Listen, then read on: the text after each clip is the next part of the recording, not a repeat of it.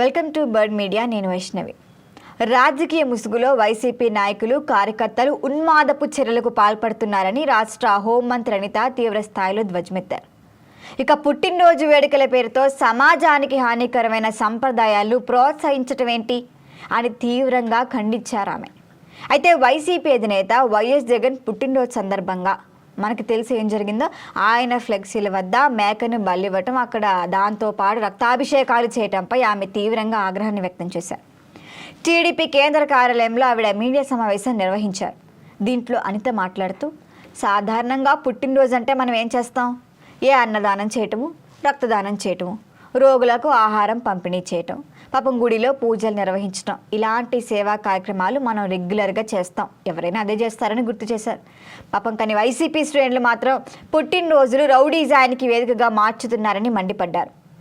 Cake cut చేయడానికి చిన్న plastic కత్తి వాడటం సంప్రదాయం కాగా, వేట కొడవళ్ళు పెద్ద పెద్ద కత్తులతో కేక్ కట్ చేయటం చూస్తుంటే భయానక వాతావరణాన్ని సృష్టిస్తున్నారని ఆరోపించారు. ఇక రప్పారప్పామని నరుకుతాం, 2029లో ఇదే రిపీట్ అవుతుంది, రాసుకోండి అన్నారు. ఇలాంటి నినాదాలు చేయటం నేరపూరిత ఆలోచనలకు అద్దం పడుతోందని కూడా అనిత వ్యాఖ్యానించారు. వేడుకల పేరుతో ఇష్టానుసారంగా టపాసులు కాల్చుతూ ఇబ్బంది కలుగుతుందని, పక్కకు వెళ్ళమని కోరిన ఒక గర్భిణీ స్త్రీని కడుపుపై తన్నటం కూడా ఉన్మాదానికి పరాకాష్టాన్ని దుయ్యపట్టారు. కళ్యాణదుర్గం, ఉరవకొండ, సింగనమల, రాప్తాడు, కుప్పం సహా 10కి పైగా నియోజకవర్గాల్లో ఒకే రోజు ఒకే తరహాలో జంతు బలులు, వాటిపైన రక్తాభిషేకాలు జరగటం చూస్తే ఇది వ్యవస్థీకృత నేరంగా కూడా స్పష్టంగా కనిపిస్తోందని ఆరోపించారు అనిత.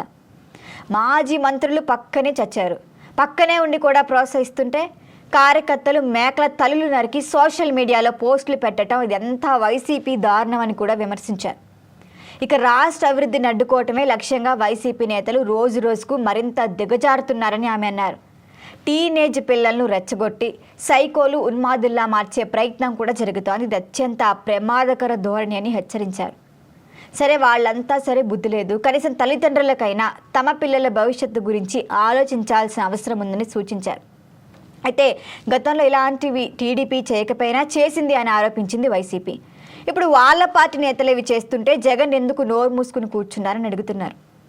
వైసీపీ శ్రేణులు ఎలాంటి తప్పులు చేసినా వాటికి ఖండించేందుకు అసలు జగన్కి నోరే రాదు, ఆయన నోరు తెరవటం లేదని కూడా అనిత తీవ్రంగా తప్పుబట్టారు. సొంత తల్లి చెల్లెలపై కేసులు పెట్టిన వ్యక్తి మీ పిల్లల్ని అసలు ఎలా రక్షిస్తాడని అనుకుంటున్నారని ప్రశ్నించారు. రాష్ట్ర శాంతి భద్రతలకు భంగం కలిగించే చర్యలను ప్రభుత్వం ఎట్టి పరిస్థితుల్లోనూ సహించదని కూడా స్పష్టం చేశారు. ఇప్పుడు అధికారంలో ఉన్నది చంద్రబాబు నాయుడు అని జగన్ గుర్తు పెట్టుకోవాలన్నారు. శాంతి భద్రతల విషయంలో రాజీయే ఉండదు. కత్తులు, కొడవళ్ళు పట్టుకొని తిరిగే ఉన్మాదులను వదిలిపెట్టం. ఫ్లెక్సీలపై రక్తాభిషేకాలు చేసిన ప్రతి ఒక్కరి వివరాలు మా దగ్గర ఉన్నాయి. రౌడీజం చేస్తే కటకటాలు తప్పవని హోంమంత్రి అనిత కఠిన హెచ్చరిక జారీ చేశారు.